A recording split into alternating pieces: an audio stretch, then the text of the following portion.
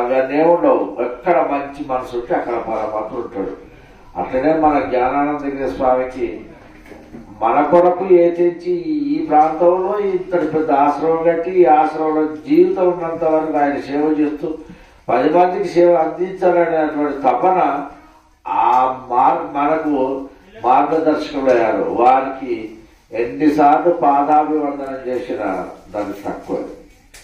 రెండవది, ఆ నమస్కారం చేయడం వలనే చాలా ద్రౌపది నమస్కార ప్రభావం చేతనే ఆమె మానవ సంరక్షణ గావించబడేది. అలానే సిద్ధప్ప గారు వీరభద్రేశ్వర శిష్యుడు సిద్ధప్ప నమస్కార ప్రభావం చేతనే నవాబు కన్ను తెరిపించాడు, అహంభావాన్ని ధ్వంసం చేశాడు. నమస్కార ప్రభావం రాత్రి పగలగొట్టే శక్తి కుదిరింది. అలానే నమస్కార ప్రభావం వలనే మరి ఎందరెందరో మహానుభావులు సాధించవచ్చు. కానీ లోపల నేను అనే అహంభావం ఉన్నంతసేపు ఈ ఎన్ని నమస్కారాలు పెట్టినా, ఎన్ని పూజలు చేసినా, ఎన్ని జపాలు చేసినా ఏం ఉపయోగం ఉండదు. ఒక చోటికి వచ్చినా మనకు ఎన్ని తెలిసినా తెలియనట్టుగా ఉండి గ్రహించే ఎదురు వ్యక్తి ఏం చెప్తున్నారు, వారు చెప్పే 10 మాటల వల్ల మనకేమైనా ఉపయోగం ఉందా? ఉపయోగం ఉంటే మనం గ్రహించాలి. అంత కష్టపడి చేస్తున్నారంటే ఏమి లేకపోతే ఎందుకు ఉంటుంది అనే ఆలోచన ఉండాలి. కనుక ఈ మహానుభావుల యొక్క పాదధూళి సోకితే మన అదృష్టవంతులం. ఎలా ఉంటుందంటే మనిషి శిరదర్శనం చింతనాశనం అంటే ఇటువంటి మహానుభావుల యొక్క శిరస్సు దర్శనం అయితే దాని చింతనాశనం. కనుక అటువంటి దర్శన పాదదర్శనం పాపనాశనం. ఇటువంటి గురువుల యొక్క పాదాలన్నింటి నమస్కారం చేస్తే దానికి ఈ రోజు లెక్క తరగతి ఇంతకుముందు చెప్పినట్టు స్వాముల వారు మన ఇంటికి వస్తే 10,000 రూపాయలు అయితేనే పాదాలు కలదు. వట్టి నమస్కారానికి అయితే 5,000, పాదాలు కడితే 10,000. అటువంటి రోజుల్లో ఈ మహానుభావులు ఇంత కష్టపడి చేస్తుంటే మనకి అదృష్టంగా భావించి ఆ చెప్పే మాటలు విని ఈ క్రియాయోగం అనేది ఎప్పటి నుండే ఉన్నది. ఒక్కొక్కరు ఒక్కొక్క భావనలో ఒక్కొక్క మార్గంలో వెళ్తుంటారు. కొందరు భజన చేస్తుంటారు. ఆ భజన విని ఆ పాటలు పాడుతుంటే మనసు ఆహ్లాదకరంగా ఉంటే ఆనందిస్తూ ఆ పరమాత్మ తత్వాన్ని ఆ రకంగా ఆస్వాదిస్తూ ఆనందిస్తూ ఉంటాడు. ఒక్కొక్కరు బుర్రకథ చెప్పినా, హరికథ చెప్పినా ఆయన ఆ ఉద్దేశం ఆ రూట్లోనే ఆయన పరమతత్వాన్ని, భగవతత్వాన్ని అలా ఆరాధిస్తుంటాడు. ఒక్కొక్కరు ధ్యానం చేస్తుంటాడు. ఒక్కొక్కరికి ఇప్పుడు ఈ హిమాలయ పర్వత ప్రాంతాల్లో ఉన్నటువంటి 1000 మంది యోగులు సాధువులు ఉన్నారు. వాళ్ళందరూ కూడా ఆయన ఏమనుకుంటాడు, నేను పైనుంచి లేచిపోవడానికి సాధించాలనుకుంటాడు. ఆయన సూక్ష్మ రూపంలో ఉండడానికి ఒక ఆయన సాధన చేస్తాడు, కష్టపడి నేర్చుకుంటాడు. సూక్ష్మ రూపంలో ఉంటాడు, సూక్ష్మ పెట్టుకుంటాడు. ఒక ఆయన లేచిపోతుంటాడు. అది లేచిపోవడానికి ఎన్ని సంవత్సరాలు కష్టపడి సాధన చేస్తారు నేర్చుకుంటాడు. ఒక ఆయన ఎప్పుడు నేను నీళ్ళలోనే ఉండాలి, నీటిలో ఉండి ఇలా సాధించాలి అనుకుంటాడు. ఒక ఆయన అగ్నిలో ఉండి సాధించాలనుకుంటాడు. ఒక ఆయన అస్సలు మాట్లాడకూడదండి, మౌనం పాటించి మాత్రమే ఏదైనా నేను సాధించాలి అని ఆయన కోరిక. ఒక్కొక్కరు ఒక్కొక్క మార్గాన్ని ఎంచుకుంటారు. ఎవరు ఏ మార్గాన్ని ఎంచుకున్నా వాస్తవికంగా పెద్దలందరూ చెప్పిన వెంట భారతం, రామాయణం కానీ, ఉపనిషత్తులు కానీ, కృష్ణుడు అర్జున చెప్పిన, రాముడికి వశిష్ఠి చెప్పిన, ఎవరైనా చెప్పినా ఏంటిది అంటే ఎవరైనా ఏం చేసినా ఏ మార్గమైనా ఆ పరమాత్మ తత్వాన్ని వెతుకోవడానికి వరకే, ఆ పరమాత్మ దర్శనం చేసుకోవడానికే చాలా ప్రయత్నం చేస్తుంటారు. కనుక ఒకసారి వ్యాస మహర్షి గారు ఆ చెట్టు కింద కూర్చుండి బాధపడుతున్నాడట. ఆ చెట్టు కింద చెట్టు మీద 2 పక్షులు ఉన్నాయి. ఆ మగ పక్షి ఆహారం తీసుకొచ్చి పిల్లలు వచ్చేటప్పుడు ఆడపక్షి కాపర ఉంది. ఆడపక్షి ఆహారం తీసుకొచ్చి ఇచ్చినప్పుడు మగపక్షి కాపర ఉంది.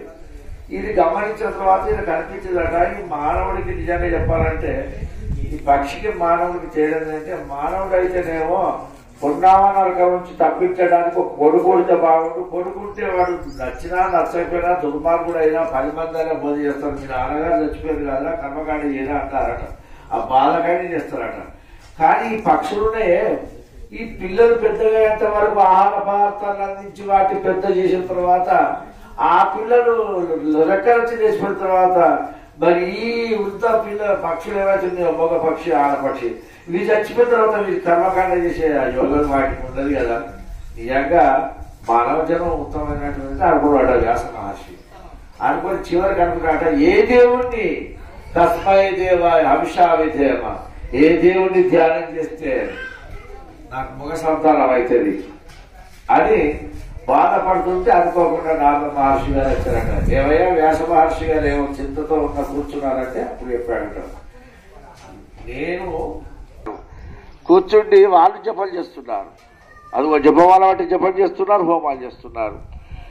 ఏం స్వామి నారాయణ ఇన్ని రోజుల నుంచి నువ్వే పెద్దవాడివి లోకరక్షకుడు నువ్వే అనుకున్నానయ్యా, నువ్వెవరి గురించో ధ్యానం చేస్తున్నట్టుంది అన్నట్టు. ఈ సంగతి ఎవరికి చెప్పగా బాబు రహస్యంగా ఏదో చేసుకుంటున్నావు కావచ్చు, ఇంకో పలాంటి పర్వతానికి వెళ్ళి అక్కడ ధ్యానం చేయి నీకు దర్శనం అవుతుంది అన్నట.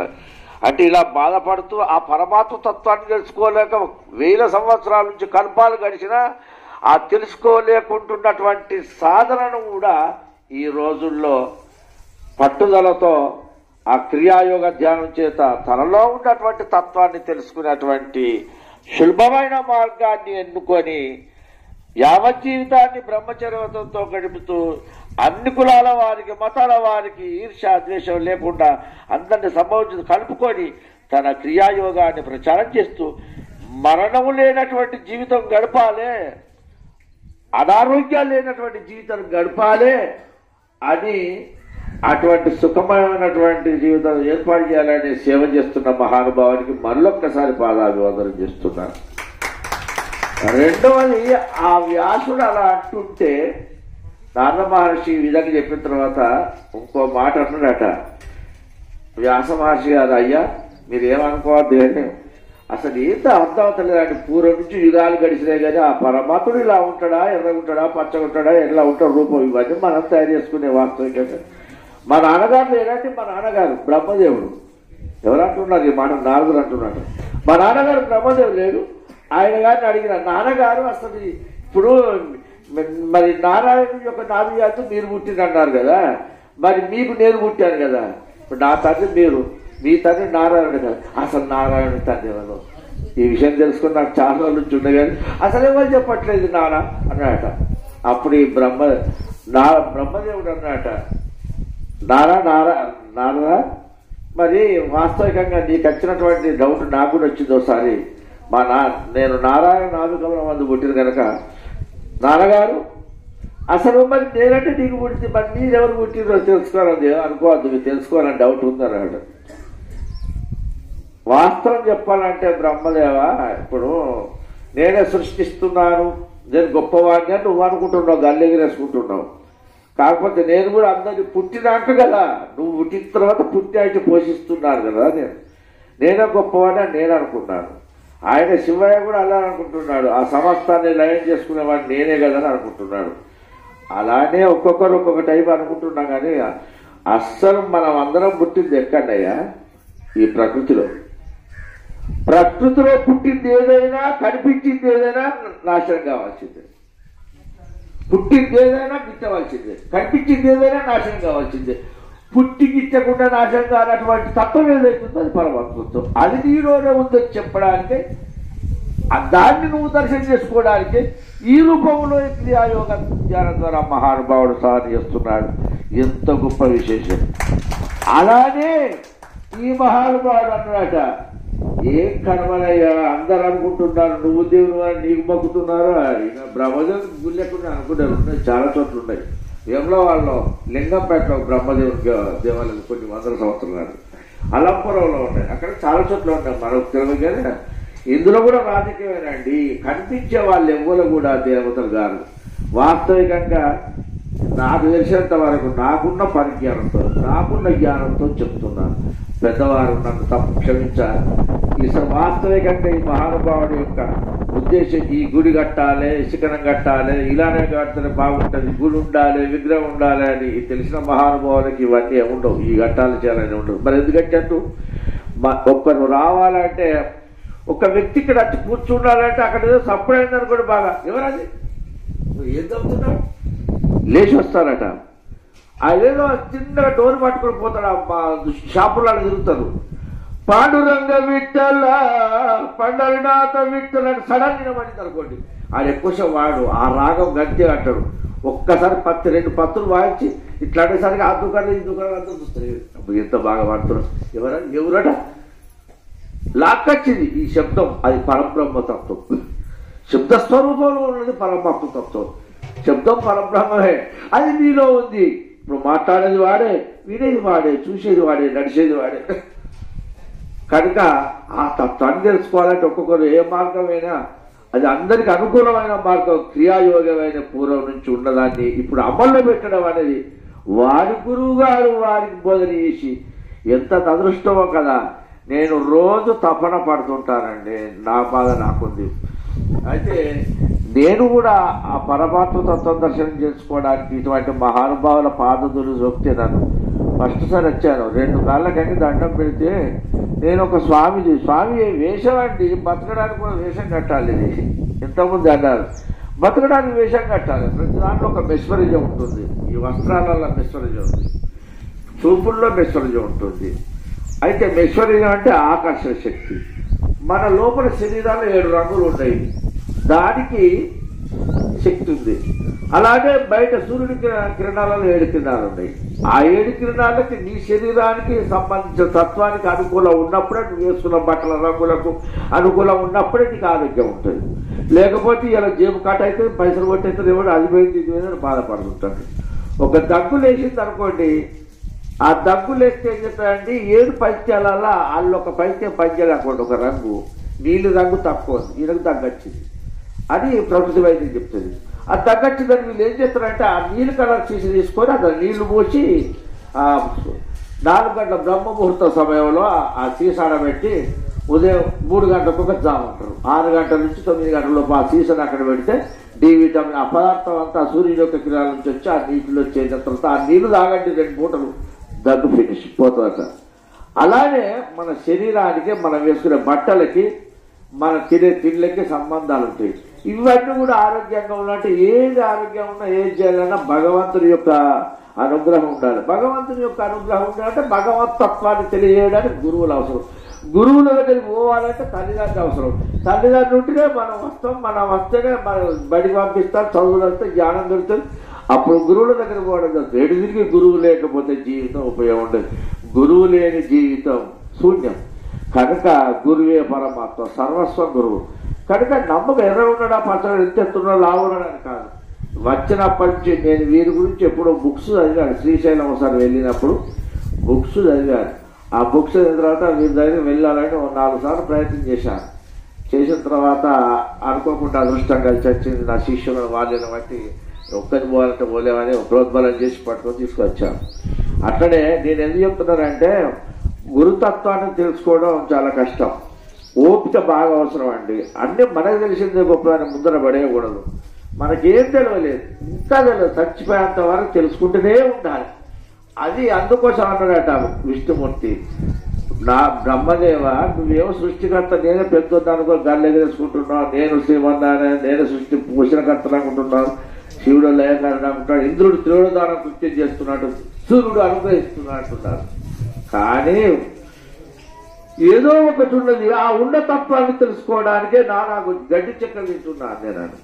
అందుకోసం రామశివ కవి గారు ఒక కవి అన్నాడు, నీ కారుణ్యము లేక నిర్వాహకులైనము ఏ కాలమునందైనను నీ కన్నీరు లేదెవ్వరు, ఆ కమలజుడా హరుడా రాకాగ్నీశ్వరుడా. అంటే బ్రహ్మ విష్ణు మహేశ్వరేంద్ర సూర్య దేవతలు కూడా మత్స్య పురాణం, పద్మ పురాణం, కూర్మ పురాణం,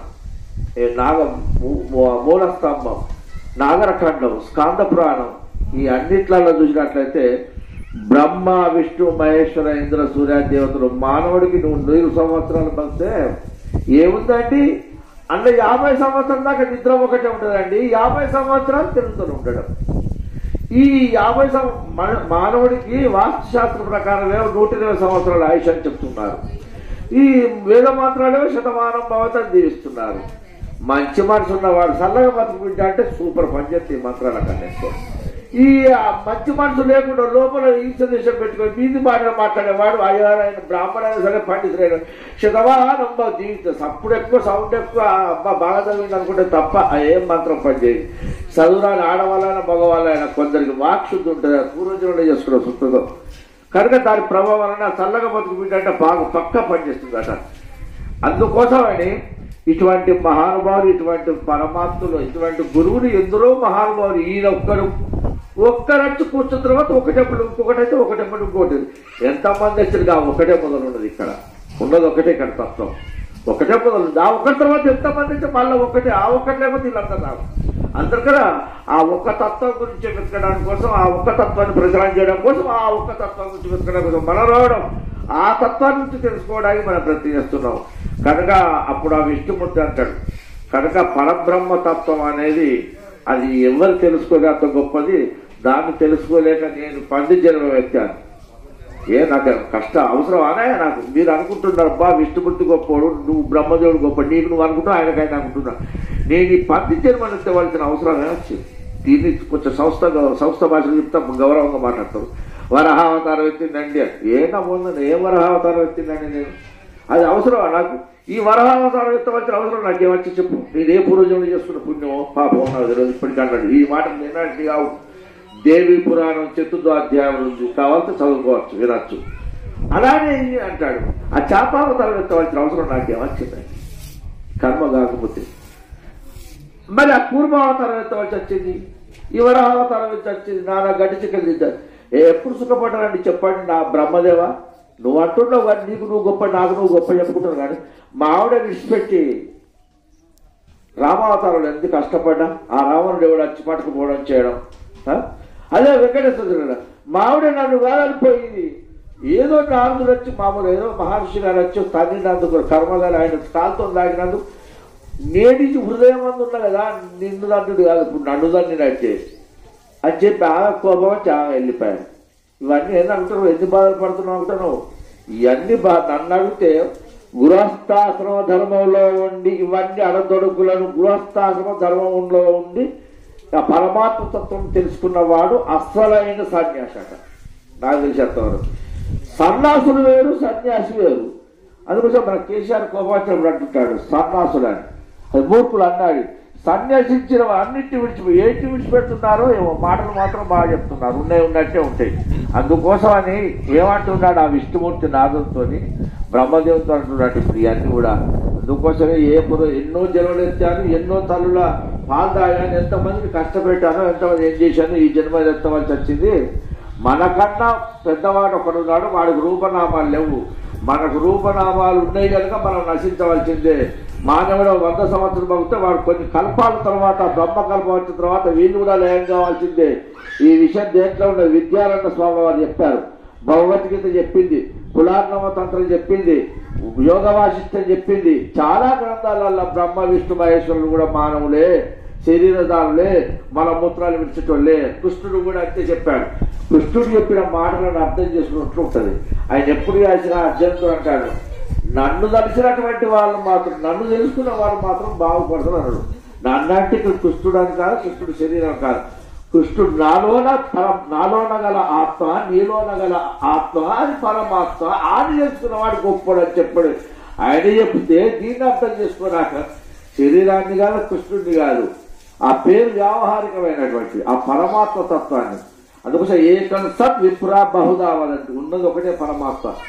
కనుక నిజం చెప్పాలంటే 11 గంటలు అయినారు. నేను నాకు అలవాటు అయితే ఇక మాట్లాడుకోవడం ఒకటి అలవాటు. నేను గొప్ప కోసం చెప్పట్లే, కానీ నేను మీకన్నా బాధలతోనే వచ్చాయి. స్వామి దర్శనం చేసుకుని ఎన్నటి నుంచో వస్తున్నా. నేను 4 రోజులు బతికినా మంచిదే, కానీ పుట్టినప్పటి నుంచి ఇప్పటి వరకు నా తహసీల్దార్ పోస్ట్ వచ్చినా, నాకు వేరే రిటైర్డ్ పోస్టులు వచ్చినా నేను జాబ్ చేయకుండా సంఘానికి సమాజానికి సేవ చేయాలి, నా జాతికి సేవ చేయాలి అనే ప్రయత్నం మీద ఆ జాబులు చేయకుండా చాలా కష్టపడి గ్రామాల దగ్గర సంఘాలు సమాజాలు తిరిగి పెట్టించేది. ఇప్పుడు మళ్ళీ చివరికి ఏమనుకుంటున్నానంటే 4 రోజులు బతికినా మంచిదే, కానీ సమాజానికి సేవ చేసేటువంటి ఉపయోగం నాకేదన్నా గురువుల ద్వారా నేను నేర్చుకొని ఇతరులకు ఉపయోగపడితే బాగుండనే తప్పన చాలా రోజుల నుంచి ఉన్నది. ఈ తేపకోసారి నాకు కోరిక పుట్టి మా శిష్యులందరినీ తీసుకొని వస్తున్నా. అందుకోసమే ఏమంటారంటే వివాహంలో ఒకటి ఉందండి, ధర్మేచ అర్థేచ కామేచ మోక్షేష అని కొందరు అంటారు. కానీ కొందరు మోక్షేష అనరు. మోక్షేష అనను వాడే గొప్పడు. ఎందుకు? ధర్మం అంటే అత్తమాలను, ఆడబిడ్డలను, మరుదులను, అతిథులను, అభ్యాగతులను, గురువులను, పెద్దలు ఎవరినైనా సరే అందరినీ గౌరవించాయని ధర్మాలు కాదా? సమయానుకూలంగా పెద్దవాళ్ళని గౌరవించడం, వాళ్ళకి అన్నం వచ్చిన రాజా కూర్చో దాహం తీసుకుంటారా, అన్నం తింటారా, ఏం కావాలి చెప్పండి, ఇవన్నీ ధర్మాలు. ఇక అత్యాచారం ఏ పని చేసినా డబ్బు అవసరం కదా, ఆ డబ్బు విషయంలో కూడా మళ్ళీ కామేచ కోరిక విషయంలో చెబుతున్నాడు. అన్నకి ఇది ఒకటి మాత్రం అంది మోక్షేష అని అంటున్నా, చదువుతున్నారు తప్పే అది చదువుతాయి. ఎందుకోసం అంటే ఏమమ్మా అరికట్ట చెప్తున్నాడు మహానుభావులు చాలా వచ్చినాడు, ఒక్కట పోతున్నా కాటి కాటిస్తున్నారు కానీ ఏమో అరికట్ట లేని కథ చెప్తావు, ఈ అరికట్టకు వచ్చింది అది నువ్వైతే పోయినా పో అని అనుకోండి. ఈ భక్తి తప్ప ఈయనకి ఇష్టం ఉంటే ఆమె ఇష్టం లేకపోయాడు. అది మోక్షం నుంచి దృష్టి ఎట్లా పడుతుంది. అలాగే గురువుగారు ఉన్నారండి, అక్కడ పోదాంపా అండి, మనం వారు దర్శనం చేసుకుందాం అని చెప్పన్నాడు. నువ్వుతో దర్శనం చేయకు, నాకు అవసరం లేదని అనుకోండి. ఆ యోగ పూర్వజుల సుఖతం కూడా వీడికి రావాలన్నా, ఈ మహానుభావుడి పాదుతుడి శోకాలన్నా ఆ భగవంతుడు నిర్ణయం చేస్తారండి. ఎవరిని ఎక్కడ పంపించి మానవుణ్ణే మాధవుని ఎందుకు చెప్తారు.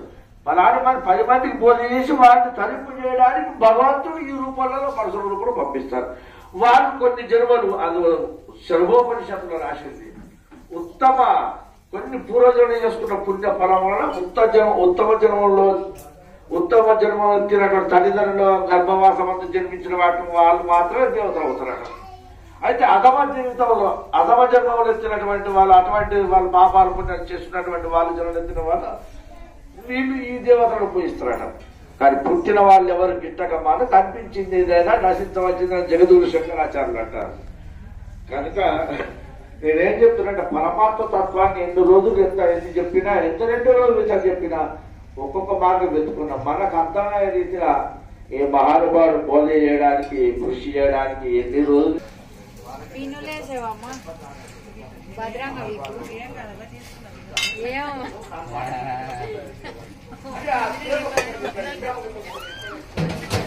పడతాయి అన్న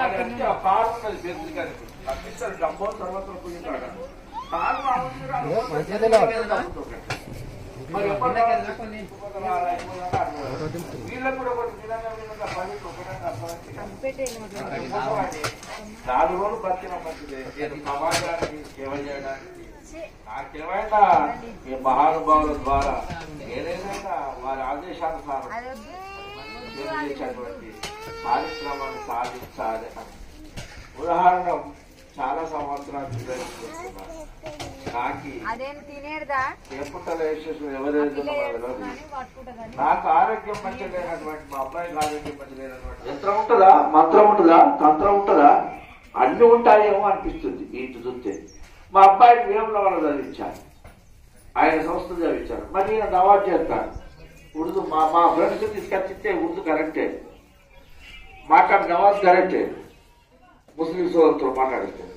ఇది 30 సంవత్సరాల క్రితం కూర్చొని అలా బాధపడుతూ ఆ రోజుల్లో ఉన్నటువంటిది ఎంతో సాధన గౌడ శ్రీగాడ గౌడపాద ఆయన ఉన్నది. ఆ మహానుభావుడు వైష్ణవ మతం కదా, ఆయన జగద్గురు శంకరాచార్య శిష్యుని పిలిచి ఏం బాధపడద్దు కానీ ఏం చెప్తారండి, మంత్రం ఉంటుంది, తంత్రం ఉంటుంది, యంత్రం ఉంది అంటే అన్ని ఉన్నాయండి, మీకు తెలియదు కానీ పాప ఆయన మంచోడు.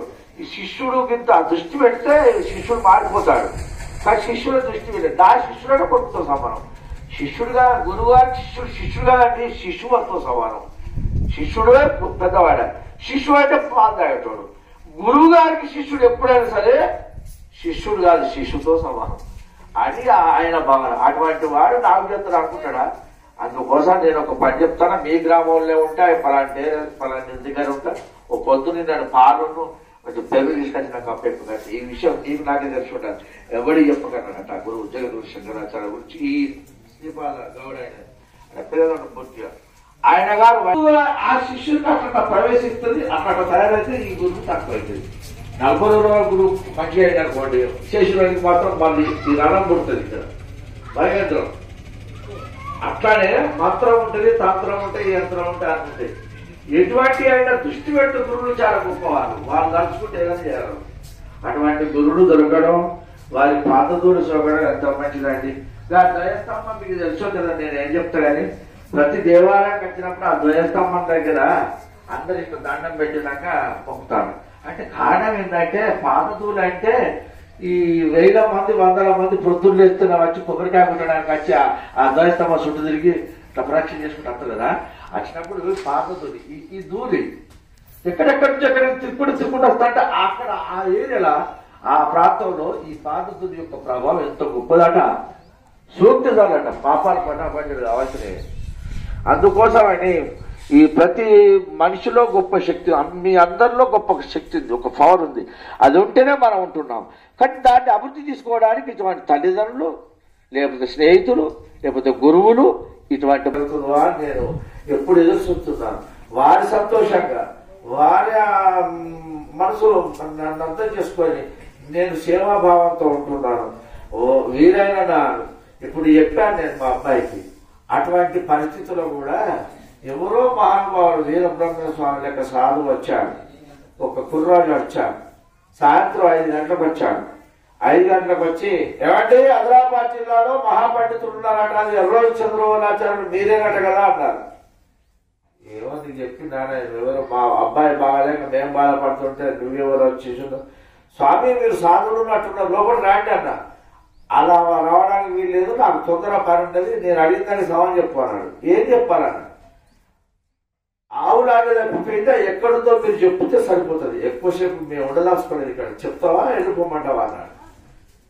ఏం బాధ పెడితేలానండి, పూర్వం నుంచి పంచాంగం లేదు, అతిథివార నక్షత్రాలు, మాది పంచాంగ పరిజ్ఞానం వేరు, ఆత్మ పరిజ్ఞానం వేరు. అంత శక్తి నాకుందా స్వామి, ఎక్కడున్నా రాజా కట్టేసుకున్నా మళ్ళా కట్టేసుకున్నా చెప్పాలంటే ఎంత కష్టం అండి అన్న. అవన్నీ కథ చెప్పద్దు, చెప్తావా వెళ్ళిపోమంటారు అన్నాడు. ఏదో 2 మాటలు చెప్పి పంపిద్దాయి, నన్ను బాధ పెడుతున్నాడు అనుకున్నాను. చెప్పు అన్నాడు. వాటిని ఇట్లా కన్ను మూసుకున్నాడు. ఎంత అద్భుతం అండి, ఆ టీవీ చూస్తే ఎంత బాగా అనిపిస్తుందో అలా కనిపించే ఆవులాగే కోలాగే. వాటిని ఇక్కడ ఉన్నాయి పాత మంచరాల దగ్గర, ఊరికి 3 కిలోమీటర్ దూరం 6 కిలోమీటర్ దూరంలో మా మునకర నుంచి ఆ వాటర్ ట్యాంక్ ఉంది, వాటర్ ట్యాంక్ దగ్గర ఆవులాగా మేస్తున్నాయి, వాటిని తీసుకుపోండి అన్న. మీరు అడిగింది రండి ఆవులాగా, కానీ కోలాగా ఉందన్న. అలానా అయితే నువ్వు చెప్పిన ప్రశ్న అది కరెక్ట్ అయినట్లయితే ఈ రోజు నేను రాత్రి 3 గంటలకు నీకు స్వప్నంలో వచ్చి, నీకు స్వప్నంలో దర్శనం ఇచ్చి, నీకు మంత్రోపదేశం చేసి వెళ్తా అన్నాడు. అప్పటి వరకు నేను ఇప్పుడు పంచాంగం చూసుకోవడం ఇట్లా కూర్చుంటే ఇట్లా కళ్ళు మూసుకోగానే వాళ్ళ కోసం చెప్పిన కళ్ళు మూసుకుంటేనే కట్ల పాము కనిపించేది. అది ఇక్కడనో మీ దగ్గరనో మీ పక్క పంట కనిపించేది. రోజు 5 పావులు 8 పావులు తప్పేది. రోజు 5 పావులు 8 పావులు. ఆ పావులేంటి, ఆ కట్ల పావులే నాకు ఎందుకు కనిపించాలి కళ్ళు మూసుకుంటే. ఆ కట్ల పావులే నేను వచ్చిన వాళ్ళు చెప్పడం, నేను చెప్పడం, ఇది ఎందరో సాధువుల దగ్గర అడిగిన ఏం కాదు. చివరికి ఆ మహానుభావులు ఆత్మ పరమాత్మలు ఎన్నో రూపాయలు వస్తారండి. అది నా పూర్వజన్మ చేసుకుని సూక్తమేమో, కానీ ఇప్పుడు ఎందుకు చెప్తున్నాడు అలా బాధ ఏంటంటే ఇక్కడికి ఎందుకు వచ్చానంటే, అలా దాన్ని బట్టి ఆ రోజులు ఆ మహానుభావుడు ధ్యానం మీద కూర్చుంటే ఏం కపిల మహర్షి ఆయన ఒక్కొక్కరికి ఎవరికో పూర్వజన్మ చేసుకుని సుకృతమేమో అన్ని అనివార్య అష్టసిద్ధులు సాధించుకున్నాడట, అన్ని ధ్యాన యోగం సాధన అన్ని అబ్బినాయట. కానీ కొందరికి కష్టపడితే అబ్బనే అబ్బది, కొందరు కష్టపడితే అది అమ్ముతుంది. మనం చెప్పేటప్పుడు మనసు అక్కడ పెట్టాలి. ఒకటి, రెండోది గురువుగారి ఆశీస్సులు కావాలి, వారి అనుగ్రహం ఉంటే అందుతుంది. ఇది కూడా అదృష్టం కూడా కావాలి కొంత. అలా మొత్తం మీద ఈ మహానుభావులు కనిపించి అలా ఇవాళ కనిపించింది, మాట్లాడింది వాస్తవమే 6 గంటలకు. కానీ ఈ రోజు రాత్రి నేను 3 గంటలకు నీకు స్వప్నంలో ఉపదేశం చేసి పోకపోతే నేను నవ్వాను. ఏమో నవ్వుతున్నావు అన్నాడు. ఏం చెప్తారండి, సత్యహరిచంద్రుడు సడ్డలు ఎంతమంది ఉంటారండి అన్నాడు. ఈ మాటలు బాగా నేర్చుకున్నాడు. ఆహా అంటే నీ పండితుల మాటలు నమ్మకం ఉన్నాయా, సాధుల మాటలు నమ్మకం ఉన్నాయా అన్నాడు. అలాని కాదు, రాత్రి 3 గంటలకు నాకు కృతజ్ఞత చెప్పడానికి నువ్వు రావడం అనేది సాధ్యమవుతుందా? రాత్రి బస్సులు ఉంటాయా, ఏముంటేది? ఇది సాధ్యం కాని మాటలు మాట్లాడితే ఉపయోగం అనే భావనతో నేను మాట్లాడింది అన్న. చాలాసార్లు మాట్లాడగలరు వాళ్ళు. ఈ రోజు రాత్రి 3 గంటలకు ఉపదేశం చేసి ఇప్పుడు నా పేరు సాధువే కాదని చిట్కేశాడు. సరే చూద్దాం అన్నాడు. వెళ్ళాడు, రాత్రి 3 గంటలకు వచ్చాడు, స్వప్న దర్శనం ఇచ్చాడు, ఉపదేశం చేశాడు. ఆ మహానుభావుడు తనని ఈ రోజు ఈ స్థితిలో ఉండి ఈ వీళ్ళు పెద్దల పాదతోని శోభించుకోవడం, ఆయన దూరి అద్దుకోవడానికి రావడానికి నేను ప్రయత్నం చేస్తే నాకున్న కోరిక ఒకటే, ఇప్పటికీ ఆ విశ్వబ్రాహ్మణ జాతిలో పుట్టి మేము విశ్వబ్రాహ్మణం అనుకోకుండా తెనాలి వెళ్ళి వేద సంస్థ పాఠశాలలో వేద విద్యాభ్యాసం చేశాను. గురువుడి యొక్క ఆశీస్సులు ఉంటారా ఉంటుంది. భార్య పిల్లలు ఉన్నప్పుడు చిన్నప్పుడు నేను పెట్టి వేద పాఠశాల వెళ్ళి చదువుకొని వచ్చాను. ఆ తర్వాత ఎంతో మందికి నేను నాకు తిండి ఒకప్పుడు, ఇప్పుడు 10 మందికి 100 మంది, ఇప్పుడు వీరి వయసు వీరి శిష్యులే, ఇప్పుడు కొంతమంది వచ్చారు శిష్యులు, 100 మందికి నాకు అన్నం లేకపోయినా వాడు అన్నం ఇచ్చాడు, వస్త్రం ఇచ్చాడు. ఇప్పుడు నాకు భూములు జాగలు లేవు, నాకు కంపెనీ లేదు, నాకు ప్రభుత్వం ఏమీ లేదు. ఇప్పుడు 20 సంవత్సరాల నుంచి ఇప్పటి వరకు నెలకు అంటే 20 మందిని 3 సంవత్సరాల నుంచి 20 మందిని 2 పూటల భోజనం టిఫిన్ పెడుతూ రోజు బయట నుంచి వచ్చే వరకు 15 మందికి, వీళ్ళు ఒక 15 మందికి. ఇవన్నీ బాగానే ఉన్నాయి స్వామి. నా కొడుకు బాగా దర్శనం ఇచ్చిన తర్వాత స్వప్న ఉపదేశం అయినాక ఆ అనుభూతి చెప్పలేము. అలా జరిగింది. ఇప్పుడు బాగానే ఉంది, అన్ని బాగానే ఉన్నా. నాకు ఒక్కటే కోరిక, నేను 4 రోజులు బతికినా మంచిదే, కానీ మరణం లేని బతకాలి అనే కోరిక. వీరు బుక్స్ విన్న తర్వాత సాధనతోనే మరణం ఉపదం చాలా వరకు ఉన్నాయి. ఎందరో మహానుభావులు, అది కూడా యోగం కూడా కావాలి కదా. ఈ ప్రాణాయామం వల్ల, ధ్యాన యోగ క్రియ వలన మరణం లేని బతకచ్చు, జీవించవచ్చు అంటే అది కూడా కరెక్ట్. అట్టి బతికే ఉపయోగం. నేను 10 మందికి సేవ చేసే భాగ్యం నాకు అడగాలి. అందుకే వీరికి సేవకుని కావాలి, వీరికి శిష్యుని కావాలి అనే ఉద్దేశం పెట్టుకుని మనసులో పెట్టుకుని ఎన్నో రోజుల నుంచి వస్తున్నా. ఆ పద్ధతిలో రాలేదు. ఎన్నడూ వారికి నా పైన అనుగ్రహం కలుగుతూ ఆ మహానుభావుడికి నేను కూడా 10 మందికి సేవ చేయాలి. ఏది సేవ నేను ఉన్నది చెప్పుకుంటున్నాను. అది నెరవేరండి ఎవరైపోయి చెప్పదు, కొన్ని చెప్పద్దు అంటారు రహస్యంగా. అది చెప్పడం చేయమంటే నీకున్న అనుభూతులు వేరే అంటారు. నా దగ్గర ఈ మహానుభావుడు ఉపదేశం చేసి పెట్టిన తర్వాత ఎవరు భార్య భర్త నా బిడ్డ సంసారం చేయక 10 సంవత్సరాల నుంచి అంటే అత్తగారికి పోవట్లేదండి అన్నారు. రేపు పోతే పో అన్నారు. పోయింది అంతే. అలానే మీ ఇంట్లో దొంగలు పడ్డారు, అయ్యగారు మీరు విశ్వబ్రాహ్మణులు ప్రతిష్ఠ చేస్తే దొంగలు పడ్డారండి, దొంగలు పడితే ఇట్లా అయింది, అదే బ్రాహ్మణులు ప్రతిష్ఠ చేస్తే అట్లా కాకపోను అన్నాడు. శిష్యుడు గడికే రాసాపురం ఎవడంటే చెప్పిన వాడు విశ్వబ్రాహ్మణులు అంటే విశేషమైన బ్రాహ్మణులు కనుక ఆ విశేషమైన బ్రాహ్మణుడు ఏంటో తెలుసా? దేవతలకు బృహస్పతి గురువు, బృహస్పతి విశ్వకర్మ అని కృష్ణయజుర్వేదం చెప్పింది. శుక్రాచార్యులు కూడా విశ్వబ్రాహ్మణుడు, వీళ్ళిద్దరు అన్నదమ్ములు. ఆ దేవతలకే ఉపదేశించిన గురువులు, దేవతలకు పట్టణాలు నిర్మించిన వాళ్ళు, దేవతలకు ఇల్లు కట్టించిన వాళ్ళు, దేవతలకు పెళ్లి చేసిన వాళ్ళు. విష్ణుమూర్తి గొప్పడు అంటున్నారు, ఇట్లా చక్రం విత్తే పోయింది అంటున్నారు. ఆ చక్ర ఆయుధాలు కూడా ఆ మయ విశ్వకర్మే. విష్ణుమూర్తి బ్రహ్మ మహేశ్వరుడు దేవతలను మొక్కుతున్నామే, వాళ్ళకు ఇచ్చిన వాళ్ళు వీళ్ళే కదా. మరి వీడి దేవుడైతే వాడేం కావాలి, వీడు చేర్చుకున్నవాడు దేవుడైతే వాడే కావాలి. అందుకోసమని నేనేమనుకున్నానంటే బతికినంతసేపు 10 మందికి ఉపయోగ. అప్పుడు అన్నాను వెంటనే, ఎవడానికి చెప్పింది ఇవాళ తెల్లారంగా పావుగా కాలింటికి తీసుకొచ్చి చేతులు పెడతాడు దొంగతనం చేసినవాడు. మళ్ళీ ఒక్కసారి విషయం తక్కువ చేసి మాట్లాడడం బాగుండదు. పావుగా కాలి తీసుకొచ్చి చేతులు పెడతారు పో అంటే పెట్టారు. నేను చెప్పాను వాడిని మాత్రం ఒక దెబ్బ కొట్టినా 1000 రూపాయలు దండగా నీకు వేసినా నీ గొప్ప కొల్లేరు పో అన్నాను. వాడు పావుదక్కానికి దొంగతనం చేసిన వాడు రెడ్డాట, అవుట్ ఆఫ్ పోదాం అంటే డబ్బు తక్కువ ఉండేట. ఈ నాగశేషుని 2 5 కిలోలు 3 కిలోలు ఉంటుంది, అది ఎత్తుకుపోయాడు. అది ఎత్తుకుపోయినాక నేను నాకు కోపం వచ్చేది. విశ్వ బ్రాహ్మణుడు అవసరం కూడా అన్నావు కదా, ఎవడిగా నువ్వు ఎక్కువ మాట్లాడడానికి నా సంగతి ఏదో చూపెడతాను అంటాను. వాడు దొరికింది పావుదక్కానికి అన్నాను, వాడికి నువ్వు చేతులు పెట్టింది ఆయన దొంగ కనుక రేపు దొరుకుతుంది నీ సంగతి అన్న. పెట్టాడు, చేతులు పెట్టాడు, వాడిని కొట్టాడు. 1 నెల రోజులు కాకముందు భార్య భర్తలు బండికి వాడిని నడువిరిగి అట్లే పడి ఇప్పుడు బాధపడుతున్నాను. ఇలా ఎన్నో మంచి పనులు చేసి చాలా మంది. నేను డబ్బులు అడగలే, డబ్బులు ఆశించాలి. నా గురువు గారు వినాలని ఇది ఒక బాధే. నేను చెప్పుకుంటున్నా, మీరు 2 గురువులు ఇక్కడ ఈ మహానుభావులు కొత్త పరిచయమైనా ఎందరో మహానుభావులు ఉంటారు. అవునండి, నేను అప్పుడప్పుడు అనుకుంటే వీరు బుక్స్ చదువుకున్న తర్వాత నేను అనుకుంటున్నా ఏమని, ఒక ఆయన పైనుంచి లేచిపోతున్నాడు, కష్టపడి సేవ చేస్తున్నాడు, మరి ఆయన సమాజానికి ఉపయోగపడుతున్నాడు. ఒక ఆయన నీటిలో ఉండి సేవ చేస్తున్నాడు, ధ్యానం చేసుకుంటున్నాడు, అయ్యేవారికి ఆయన వీళ్ళందరూ సేవ చేస్తున్నారు. అందుకోసం నేనేమంటున్నా అంటే మామూలుగా ఒక్కొక్కరు ఒక్కొక్క ధ్యానం ఉంది కదా. ఈయనొక్కడు ఈ మహానుభావుడు నాకు నచ్చాడు. ఈ ఆ పై నుంచి లేచిపోయాడు ఆయన వరకు ఆయన ఆనందిస్తాడు. ఇవి రాసిన బుక్కులో నీటిలో ఉన్నటువంటి వాడు ఆయన ఎన్ని సంవత్సరాలు ఇట్లా ముసమరకుండా నీటిలో ఉండి సాధన చేశాడు కదా దినస్తంభన, ఆయన వరకే అది సాధన. అలాగే వాయుస్తంభన వాయువులో ఉండి మీదనే కూర్చుంటే ఇట్లనే ఉంటాడు. ఒక ఆయన ఇప్పుడు వీధి సూర్యోపాసన చేశాడు, ఆ నోరు తెలుసుకొని కూర్చుంటే ఆ డి విటామిన్ లోపల పోయి ఆకలి ఉండదు అట్లా జీవితాంతం. అలా ఈయన వరకే లాభం. అలాగే వీరు రాసిన పుస్తకం వల్ల వీరు రాసినటువంటి నాకు చిన్ననాటి అవి చదివినాటి నాకు అర్థమైనట్టు ఆలోచన చేస్తే ఇందులో సమాజానికి ఉపయోగపడే ఒక్కటి కూడా నాకేం అనిపించలేదు. అంటే నా తెలివితోడుతో నేను చెప్పుకుంటున్నా, వాళ్ళని కించపరచడం కాదు, వాళ్ళ మంచులు కావడం కాదు, నాకు కావడం అలా ఉంది. కానీ వీరు చేసినటువంటి రాసిన పుస్తకాల చరిత్రతో వీరు చేసే సేవాభావం ఆ ఉన్న స్థలాన్ని సంతతనంలో ఇక్కడ ఇది ఆశ్రమం కట్టుకొని ఆయన వచ్చినప్పటి నుంచి నానా గడ్డి చెట్లు ఎంత కష్టపడితే ఎవరెవరితో మాట్లాడితే ఎన్నిసార్లు ప్రయత్నం చేస్తే ఈ రోజు ఈ స్థితికి వచ్చి మనందరం వచ్చి ఈ మహానుభావుడు 4 వాక్యాలు అమృత వాక్యాలు విందామని వచ్చాం. ఏ పుట్టలు వేసేసినాడు నా జన్మ తరింప చేసుకుందామని నేను నానా కష్టాలు పడి చేశాను.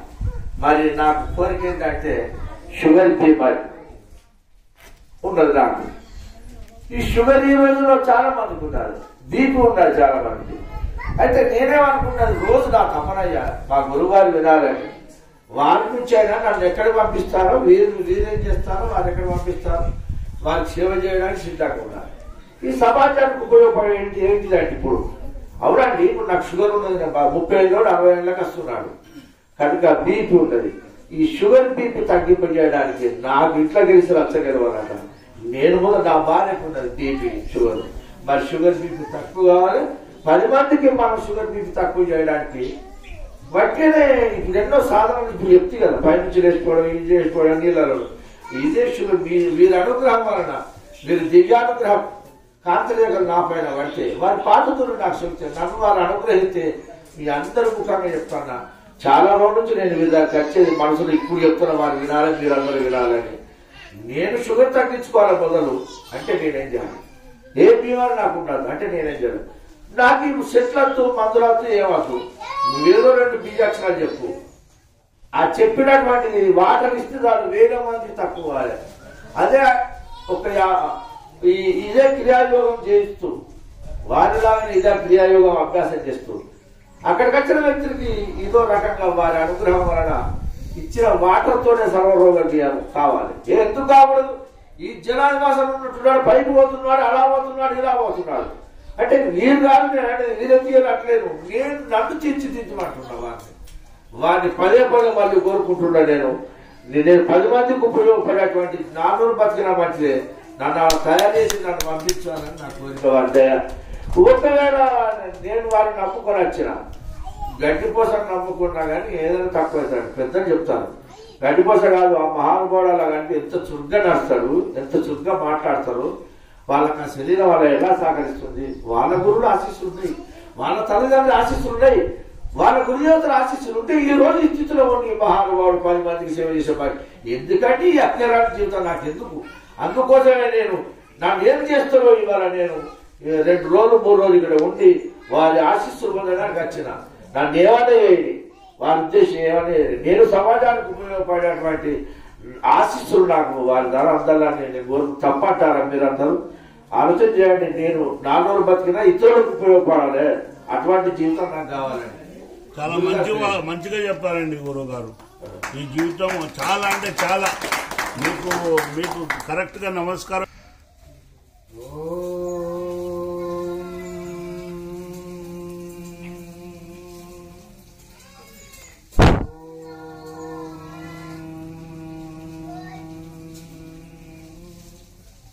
ఓం శ్రీ సూర్యనారాయణ. ఓం శ్రీ ధర్మగంగేశ్వరాయ నమః. ధర్మో రక్షిత రక్షిత, లోకా సమస్త సుఖినో భవంతు. పెద్ద యోగులంతా కూడా నిన్ను నువ్వు తెలుసుకో అని చెప్తానే ఉన్నారు ఎప్పటి నుంచో. కానీ మార్గాన్ని మనకు అంత బోధేయట్లేదు వాళ్ళు. నిన్ను నువ్వు తెలుసుకోమంటున్నారు. ఏ విధంగా తెలుసుకోవాలనేది ఈ పెద్ద గురువులందరూ చెప్పట్లేదు. అది నాకేంటంటే నేను సంసారి ఫ్యామిలీ అంతా ఉంది, నాకు కష్టపడి రైతు పెట్టాను నేను. ఎన్నెన్నో తెలుసుకోమంటున్నారే, ఏ విధంగా తెలుసుకోవాలా అనేది నాకు డౌట్ వచ్చింది. ఆశ్రమం ఉంది, బ్రహ్మానంద గీతాశ్రమం అల్లుళ్ళ మా నాన్నమ్మడిది, ఆ సమాధి అక్కడే ఉంది. ఒకరోజు ఆ సమాధి మీద పనుకున్నా బిట్ట మధ్యాహ్నం. మళ్ళీ అదే ప్రశ్న నాలోకి వచ్చేసింది, నిన్ను తెలుసుకో. బాగా ఆలోచిస్తే కొందరు మనిషి అంటున్నారు, మానవుడు అంటున్నారు, రెండో నేనని అంటున్నారు. అక్కడ నాకు అర్థమైంది అనమాట, మనం మనుషులమా మానవులమా ఎవరు అనేది తెలుసుకోవాలని ఒక సంకల్పం వచ్చింది నాకు. బాగా ఆలోచించా, కూర్చొని నాకు నేనే లోపలనే. మా నాన్న హంసానంద స్వామి అంటారు, ఆయన హంసయోగం చేసేవాడు. ఆయన పేరు రమణారెడ్డి అయితే నెల్లూరులో హంసానంద స్వామి అని పేరు పెట్టారు ఆయనకి. నన్నేమో నా పేరు సుధాకర్ రెడ్డి అయితే జమ్మూ కాశ్మీర్లో శ్రీనగర్ ఆంజనేయ స్వామి దేవాలయంలో శ్రీశూలం బహుమతిగా ఇచ్చి యోగానందని పేరు అక్కడ పెట్టారు గుళ్ళో. నాకు సోలం బహుమతిగా ఇచ్చి. యోగం అంటే లోపల నా లోపల ఉండేవాడిని తెలుసుకోవడమే కదా, అంతర్ముఖంగా ఆలోచించడమే యోగం. మన మనిషి మానవుడు ఏంది తేడా, దీని గురించి ఆలోచిస్తూ కూర్చుంటే అదే మనీ అంటే డబ్బు, సి అంటే స్త్రీ, అంటే కాంతా కనకాలకి దాసుడైన వాడే మనిషి. మానవుడు అంటే మానవత్వము కలిగి నశించే వరకు ఉపయోగపడేవాడు మానవుడు. ఆ మానవుడే వాడు చనిపోతే శ్మశ ఊళ్ళో పెట్టి దేవుణ్ణి పూజ చేస్తున్నాడు. ఈ మనీషిని తీసుకుపోయి శ్మశానంలో పెట్టి దెయ్యం అంటున్నారు. అంటే మనమే దేవుడు, మనమే మనిషి, మనమే మానవుడు అనేది నాకు అర్థమైంది స్వామి. మనం మనుషులమో మానవులమో తెలిస్తే కానీ, అంటే నిన్ను తెలుసుకుంటే అప్పుడు కానీ ఆ భగవంతుడు అర్థం కాడు. నిన్ను నువ్వు తెలుసుకుంటే నువ్వే దేవుడు. మనిషి మానవుడు దేవుడు మూడు ఒకటే, దేవుడు వేరు కాదు. మనిషి అజ్ఞాని, మానవుడు జ్ఞాని. ఈ దేవుడు అనేవాడు ఈ రెంటిని తెలుసుకొని మానవత్వాన్ని కాపాడి ధర్మ న్యాయాన్ని కాపాడిన వాడే చనిపోతాడు. చనిపోయిన పాట వాడిని ఊళ్ళో పెడుతున్నాడు. అందరినీ శ్మశానంలో పెట్టి ఊళ్ళో ఎవడి సమాధి అయితే పెడతారో ఆయన దేవుడిగా పూజింపబడుతున్నాడు. అందుకే క్వార్టర్లో ఒకడు అంటే అందరినీ శ్మశానాన్ని తీసుకుపోతారు. ఈ తుడుచుకున్న ఒక్కడిని మాత్రమే తేవడం కట్టి దేవుడిగా పూజ చేస్తున్నాడని నాకు క్లియర్గా అర్థమైపోయింది. ఈ రెంటికి సమాధానం తెలుసుకుంటే నువ్వే దేవుడు, నువ్వే భక్తుడు. తెలియకుండా ఎన్ని చేసినా బూడిదలో పోసినట్టే అని కృష్ణ భగవానుడే చెప్పుకున్నాడు. ఒక యోగ మార్గంలో తప్పక ముక్తి అనేది ఏ మార్గంలో రాదు. అందుకని ప్రతి ఒక్కడు కూడా అసలు మన సనాతన హిందూ ధర్మం అంటే కూడా చాలా తప్పయ్యా. ఇది సనాతన ధర్మం. అన్ని అమెరికాలో క్రిస్టియన్ యేసు అంటారు, యేసు. పాకిస్తాన్ లో ముస్లింస్ అల్లా అంటారు. కానీ మన హిందూ చెప్పలేకున్నాడు. ఎందుకంటే ఈ మాయా గురువులు చేరిపోయారు. ఆ దేవుడికి చెయ్యి, దేవుడికి చెయ్యి అంటారు. మన తరకాయ చెడగొట్టేశారు. భగవంతుడు వేరు, దేవుడు వేరు. దేవుడు మానవుడే, భగవంతుడు నిరాకారుడు, ఆకారం లేనివాడు, సర్వ అంతర్యామి అంటే ప్రతి ఒక్కరి లోపల తిరుగుతుండేవాడు. అది మనకి తెలుసు.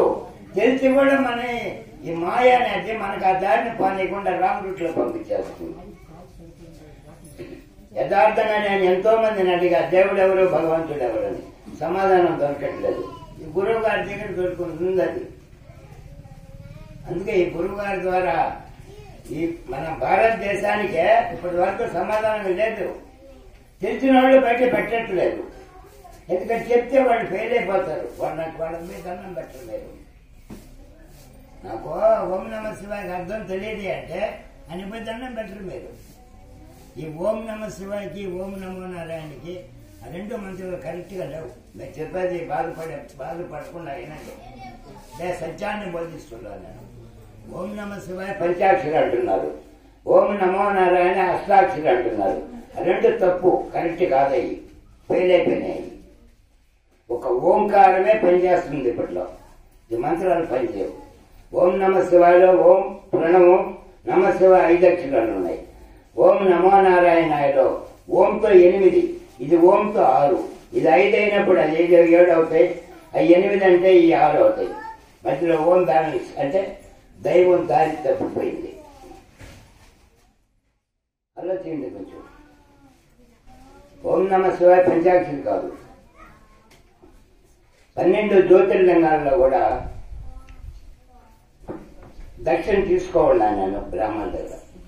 ఓం నమ శివాయకి అర్థం తెలియకపోతే ధర్మం ఇమ్మనేది. రూపాయి ఎంతైనా ఈ నాకు చేతికి ఏదో ఇయ్యాలో నాకు. 12 జ్యోతిర్లింగాల్లో ఇచ్చిండాడు. నా కాశీలో 2 సార్లు 10 రూపాయలు ఇచ్చిండాడు. ఇప్పుడు సమయం వచ్చింది కాబట్టి నాకు చెప్పగలిగే జ్ఞానం కూడా భగవంతుడు ఇచ్చాడు అనుకుంటున్నా. ఇది హిందూ ధర్మే అవమాన పనులు అయిపోయాయి. ఇది అనమాట. ఇది లెక్కండి కావాలంటే ఓం నమ శివాయ పంచాక్షరి కాదు, 6 అక్షరాలు ఉన్నాయి. అందుకే బ్రహ్మగారు ముఖ్యంగా దీని గురించే ప్రస్తావించినాడు. పంచాక్షరిని పఠన చేయమన్నాడు. అంటే మనం దాని గురించి తెలుసుకోమన్నాడు. కానీ అది ఒక సత్యమైన యోగుల తప్పక ఆ ఓంకారాన్ని అర్థం ఎవరికి తెలియదు. 12 జ్యోతిర్లింగాలని పీఠాధిపతులకి తెలియదంటే ఎంత పరిస్థితి చూడండి. లేదు మీరు ఎవరన్నా చేసుకుంటే చెప్పండి, చెప్తే యోగే మీరు పెట్టేసుకోండి. కావాలంటే యూట్యూబ్లో నెట్లో కొట్టండి. 18 రాష్ట్రాల్లో 2కి సమాధానం లేదని స్టేట్మెంట్ ఇచ్చున్నాను నేను. కానీ పెద్ద పెద్ద బాబాలు ఈ స్టేట్మెంట్ ఎందుకు లెక్క చేయట్లేదు? గూగుల్లో పోయిందంటే అది ప్రపంచవ్యాప్తంగా పోయినాయి కదా. మీరు ఎందుకు ఈ స్టేట్మెంట్ ఇచ్చామని ఒక గురువు నన్ను అడగట్లేదు నాటి నుంచి. అంటే ఓం నమ శివాయ ఎక్కడ పోయినా బాధలే మీకు. దేవుడు లేడన్నా బాధలే, కానీ సమయానికే దేవుడిని వాడుకుంటారు. ఆ స్టేట్మెంట్ని లెక్క చేయలేదంటే హిందూ ధర్మం సర్వనాశనం అయిపోయిందని కదా.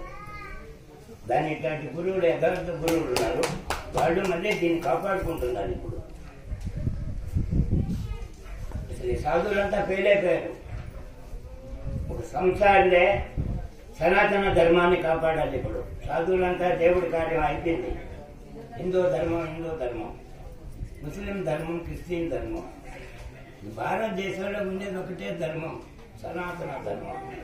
అన్ని మతాలు ఒకటే, ఉండేవాడు ఒక్కడే. గాడ్ అంటే సమాధానం చెప్పండి మీరు. Who is God? దేవుడు అంటున్నారు. ఏ దేవుడు? అర్థమైన దేవుడు వ్యర్థం. గాడ్ అంటే ఓంకారం, జనరేటర్, ఆర్గనైజర్, డిస్ట్రాయర్, పుట్టించేవాడు, కాపాడేవాడు, లైన్ చేసుకునేవాడు. మన ఓం అంటాం, వాడు గాడ్ అంటారు, వాడు అల్లా అంటారు. 3 చెప్పింది ఒకటే. సబ్కమాలికి ఏక్ దేఖన వాళ్ళ కాయ. పైన దేవుడు అని 3 మంత్రాలు చెప్తుండే. మరి పైన ఎంతమంది ఆరాధిస్తున్నారు? పైన చూడలేరు, చూడలేనప్పుడు లోపలైనా చూడాలి కదా. ఈ 2 సత్యమైన మార్గాలు. లోపలి మన తెలుగు పదం కాదు, అది ఇంగ్లీష్. ఈ దేశానికి వచ్చి ఈ దేశాన్ని కొల్లగొట్టి మనం ఒకరు డబ్బు ఆశ చూపి, స్త్రీని ఆశ చూపి దేశాన్ని కొల్లగొట్టి వీళ్ళొక్క మనుషులు ఆ ఇండియా వాళ్ళని ముఖాన్ని కూర్చుని పేరు అది మనకి. మనిషి మానవుడు. మనం రాముడి కాలంలో నరుడు, కృష్ణుడిలో వచ్చిన తర్వాత మానవుడు. ఈ కలియుగంలో మనిషి ఎటు మారిపోయాను చూడండి. అసలు దేవుడు నువ్వేనని తెలుసుకోలేకున్నాం. అమ్మకు పుట్టని దేవుడు ఎవడు? అందరూ అమ్మకు పుట్టినాడు. అయితే వాడు మంచి మార్గంలో పోయారు, 10 మందికి ఉపయోగపడ్డారు, సత్యం ఆయన బతికారు కాబట్టి వాళ్ళని ఊళ్ళో పెట్టి దేవుడిగా పూజ చేస్తున్నాం. కానీ మనమేంటంటే కలి ప్రభావం చేత వాళ్ళనే దేవుడిగా పూజిస్తున్నాం. ఆ దారిలో నా మార్గాన్ని అనుసరించమంటుంది బైబిల్. ఆ మార్గాన్ని ఎంతమంది అనుసరిస్తున్నారు? వెతుకులే చేతులు పని ఎవరు చేస్తున్నారు, ఎవరు చేతుల భజన చేసుకుంటున్నారు. ఆత్మ భజన చేయమన్నారు. ఈ భజన కాదయ్యా. ఆత్మ భజన 24 గంటలు నువ్వేం పని చేసుకుంటున్నా లోపల ఆత్మ సంబంధం పెట్టుకుంటే వాడే యథార్థమైన భక్తుడు. కానీ ఏంటంటే కలి మాయ, అది మన తప్పు కూడా కాదు, కలి ప్రభావం. కలియుగం 5000 సంవత్సరాల తర్వాత అన్ని మారిపోతాయని బ్రహ్మగారే చెప్పుకున్నాడు. మారిపోయినాయి. అసలు మనమే మారిపోయాం. మనం మారిపోయినప్పుడు అన్ని మారిపోయినాయి. తల్లిదండ్రిని మించిన దేవుడు లేడు అంటున్నారు. మరి తల్లిదండ్రికి యథార్థంగా ఎంతమంది సేవలు చేస్తున్నట్టు ఉంది. భర్తని మించిన దేవుడు లేడన్నారు. మరి ఎంతమంది ఉన్నారు? యథార్థమైన దేవుళ్ళు అయ్యే మనం పెట్టుకునే కాదు. దేవుడు మనల్ని పుట్టించాడు అంటారు అజ్ఞానులు. దేవుణ్ణి మనం పుట్టిస్తున్నాం. మనల్ని భగవంతుడు పుట్టిస్తే మనం దేవుణ్ణి పుట్టిస్తున్నాం. మనం ఎత్తుకుపోయి ఆడ పెడితేనే దేవుడు తయారవుతున్నాడు. లేకపోతే దేవుడు లేడు. ఉండే శవమే అక్కడ, దేవుడు కాదు. అయితే అతను పోయిన మార్గం వల్ల మంచి మార్గం కాబట్టి మనం ఆయన్ని గుర్తింపుగా పెట్టుకున్నాం. ఎందుకంటే నువ్వు పోయిన దారిలో పోయేదానికే నాకు కొద్దిగా మనసు అయ్యా అని నిద్రలేసి ఆయన ముఖం చూస్తే ఆయన గుణాలైనా కొన్ని వస్తాయి మనకని. కానీ కలి ప్రభావం చేత భజన చేసుకోవడం, టెంకాయలు కొట్టుకోవడం, ఉండేలు వేయడం తప్పక అమ్మ నాన్ని కూడి పెట్టాలనే ఆలోచన కూడా రాకుండా సర్వనాశనం అయిపోయింది. అందుకని స్వామి గారు నాకు దొరికాడు. 21 సంవత్సరం నుంచి ఒంటరిగా పోరాడుతున్నా నేను హిందూ ధర్మాన్ని కాపాడుకోవడానికి. భార్యాపలకాలు సహాయం తప్పక ఎవరు సహకారం లేదు నాకు. ఆయన బాగిరెడ్డి స్వామి అని చిన్న వయసు అయినా కానీ ఆయన ఎట్లా నాకు తోడు దొరికి బ్రహ్మగారి మఠంలో దొరికాడు. ఆయన ద్వారా నేను కొద్దిగా ప్రచారం అయ్యా అంతే. కానీ ఎవరు భక్తుడు దేవళాల్లో అయ్యా హిందూ ధర్మం సర్వనాశనం పోయిందని మీడియా ద్వారా నేను ఛాలెంజ్ చేస్తున్నాను. అన్ని దేవళాలు కంప్లీట్. ఒక యోగం చేసే మార్గం తప్పక అన్ని వ్యాపారం అయిపోయింది. తిరుపతి పచ్చి వ్యాపారం అయిపోయింది. ఓం నమో నారాయణకి అర్థం తిరుపతిలో తెలీదు. తిరుపతిలో ఏ దేవాలయానికి నేను పోయి దేవాలయ కాడ పక్కన సైడ్లో నిలబడి పైన సూర్యుడిని చూస్తా ఉంటే నన్ను నెట్టి బయటికి అవమానపరిచి గందరగోళం చేసేస్తున్నాను. నన్ను పరిస్థితి దేవాలయం అలాంటి ఆధారాలు పేపర్లో ఉన్నాయి. తమిళనాడు తంజావూరులో అరసవల్లి సూర్య దేవాలయంలో కూడా బయటికి నెట్టేశారయ్యా సూర్యుడిని చూస్తుంటే. నేను అన్ని ఆధారాలు ఉన్నాయి కదా. ఎందుకు ఈ మీడియా వాళ్ళు సత్యాన్ని ఎందుకు వీళ్ళు పెట్టట్లేదు బయట? అంటే రూపాయి ఇస్తే నువ్వు రోజు దొంగలంతా టీవీలో చూపిస్తావా? సత్యాన్ని చూపారా? ఎందుకు చూపారు మీడియా సత్యాన్ని? మన కరోనా వచ్చింది, అది కరోనా రోగం కాదయ్యా, అది భగవంతుడు వచ్చాడు. ఎందుకంటే ఈ ఓజోన్ పర దెబ్బతిని ప్రపంచం సర్వనాశనం అయిపోద్దని కరోనా రూపంలో భగవంతుడు వచ్చి ప్రకృతిని శాంతింపజేశాడు. అందుకే ఈ సంవత్సరం ఎప్పుడు లేని ప్రతి గ్రామంలో పంటలు పడతాయి ఈ సంవత్సరం. అవునా కాదా? అన్ని దగ్గర వస్తారు పంటలు లక్షణంగా పడతాయి ఈ సంవత్సరం. భగవంతుడు అదే భగవంతుడు దేవుడు వస్తాడనే కరోనా రూపంలో వచ్చాడు. ఆయన వచ్చి ఎంతో మంచి అంత దానం చేయించాడు, ప్రకృతిని శాంతింపకొచ్చాడు. ప్రతి ఒక్కరు కూడా హిందూ ధర్మం సర్వనాశనం అయిపోయిందయ్యా. అసలు పరాయి మతాల వాళ్ళు వచ్చి మా దేవుడే దేవుడు అని మేసాలు తిప్పుతుంటే మన హిందువులు ఎందుకు తలదించుకునే కర్మ పెట్టింది? మానవత్వం లేక వానే కదా తిట్టేవాడు నన్ను ఎందుకు లేని ఎవరికి వాడు మారిపోయారు. అడగలేకున్నారు. ఇప్పుడు పెద్ద పెద్ద సాధులు కోట్ల రూపాయలు టర్నోవర్ చేస్తున్నారు దేవుడు సొమ్ము. మీ దేవుడే దేవుడు అంటున్నావు, ఏందిరా ఇది మా దేవుడే ఆడపోయాడు వాడిని అడిగితే వాడు జవాబు చెప్పాలి కదా. మీ దేవుడే దేవుడే మా దేవుడే ఆడపోయాడు. ఎవరు అడుగుతున్నారు? ఏందో నేను అడుగుతున్నా, కొట్టించుకుంటున్నా, అవమాన పాలవుతున్నా. చంపేదోడు సత్యేదోడు కానీ ఇలా చూసుకున్నాము. నేను చేసే పని నా భార్య బిడ్డలు కరెక్ట్ అంటున్నారు, ఇంకెవడన్నా బాధలేదు. నాకు తిరగబడి ధర్మ యజ్ఞం చేస్తుందా దానికి ఇట్లాంటి మహానుభావులు టీవీలో తీస్తాం ఇంటర్వ్యూ అని చెప్పాడు. నా ఇంటర్వ్యూ తీసుకోవటం లేదు స్వామి. ఒకసారి తీసుకుంటున్నారు, తీసుకొని దాన్ని ఇంకా ఆపేస్తున్నారు. తర్వాత మళ్ళీ ఇంకా తీరు ఎందుకు కావాలి చూడండి వండే నెట్లో నేను ఇప్పుడు మాట్లాడిన ప్రతి ఒక్కటి దాంట్లో నెట్లో ఉన్నాయి స్వామి. నన్ను మాట్లాడేదానికి అవకాశం ఇచ్చింది మీ అందరికీ బాగా స్వామి.